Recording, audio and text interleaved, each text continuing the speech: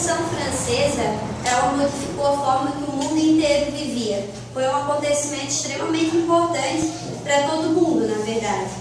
Por que a Revolução Francesa foi tão importante, tá? A França foi o primeiro reino do mundo, foi o primeiro local a se formar como rei. Então ela já tinha reis há mais de 1.300 anos. Era um país muito importante e muito forte. Além disso, era o maior país do mundo. Viviam 25 milhões de pessoas na França. Era um país muito grande e bem poderoso também. O que aconteceu na França para levá-la a essa revolução que durou 10 anos? Foi o seguinte: a França estava passando por uma crise financeira, não tinha muito dinheiro. Aí, o rei Luís XVI se casou com a austríaca Maria Antonieta, só que o povo não gostava deles. O rei, porque ele era despreparado, ele ainda era muito infantil, ele era desorganizado, se alguém falasse alguma coisa influenciava ele rapidinho, ele não estava preparado para governar. A rainha, porque ela era fútil, ela só se preocupava com penteado, com roupa, ela não estava nem aí para o povo definitivamente. Então o povo não gostava de nenhum dos dois.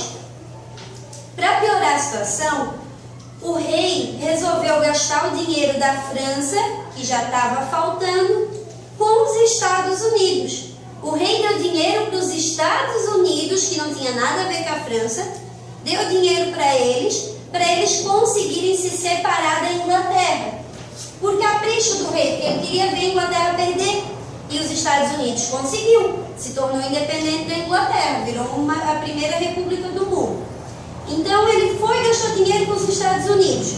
O povo estava morrendo de fome, porque no ano de 1789 a França passou por um inverno muito rigoroso que acabou secando as plantações, principalmente de trigo. Na França, cada pessoa comia 1 quilo de pão por dia. Como não tinha trigo, as pessoas começaram a se matar por pão no meio da rua. Era uma situação desesperadora. Um pãozinho custava 1 salário mínimo. Então as pessoas morrendo de fome, o rei gastando com os Estados Unidos e a rainha gastando com penteado. A situação era absurda. O que aconteceu nesse momento? Vem o iluminismo. Os iluministas chegam dando palestras, escrevendo livros, falando que as pessoas são iguais, que as pessoas têm os mesmos direitos, que rei e rainha não são melhores do que ninguém, que a gente tem que lutar por uma vida melhor, que a igreja também não pode ser melhor do que as pessoas. E o iluminismo desperta na França, desses 25 milhões de pessoas, uma vontade de mudar, uma vontade de melhorar, certo? Bom, a França na época, ela era dividida em 3 classes, que a gente chama de estado. Estado e classe é a mesma coisa, tá? Primeiro estado, primeira classe, é mais importante. Clero. O clero são as pessoas da igreja católica. Papa, bispos, cardeais, padres, monges. Eles eram os mais importantes da França. Segundo estado, nobres. Os nobres que são rei, rainha, príncipes, duques, condes, viscondes e etc, né? O clero é fácil de identificar pela roupa, né, gente? Eles têm que usar aquela bata da igreja católica, crucifixo no pescoço, etc. Os nobres também era fácil de identificar na França, porque os nobres usavam a peruquinha branca que estava na moda na época, muito pó de arroz para ficar bem branco, blush vermelhinho na bochecha, batom vermelho também, às vezes até os homens usavam. Era moda. Então era bem fácil saber quem era nobre. Além disso, os nobres eles usavam culotte.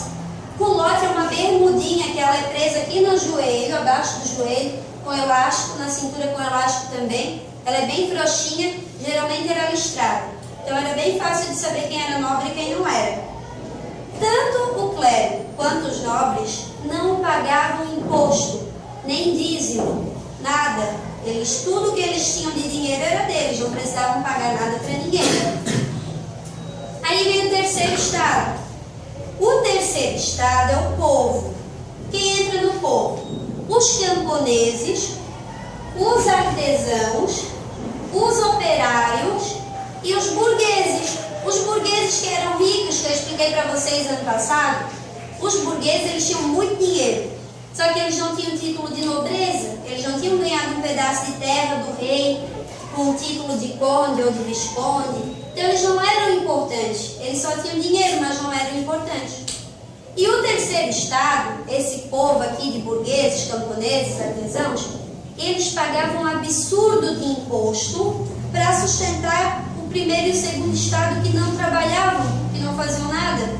Além do imposto que era pago para os nobres, eles pagavam dízimo para a igreja. Então o terceiro estado sustentava o primeiro e o segundo sem trabalhar, sem fazer nada. Essa era a situação da França. As pessoas morrendo da fome tinham que sustentar os nobres e o clero que nem trabalhavam, certo? Essa era a França em 1789. Começou a surgir nos jornais da França alguns desenhos rindo da situação do povo. Esse aqui é um deles, ó. Vocês não vão ver muito os detalhes, ficar um pouquinho longe, mas vocês podem observar aqui, ó. Vocês vão entender mais ou menos.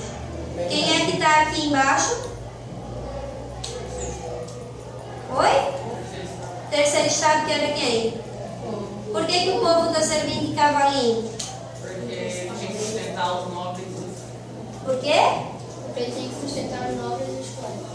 Porque tinha que sustentar os nobres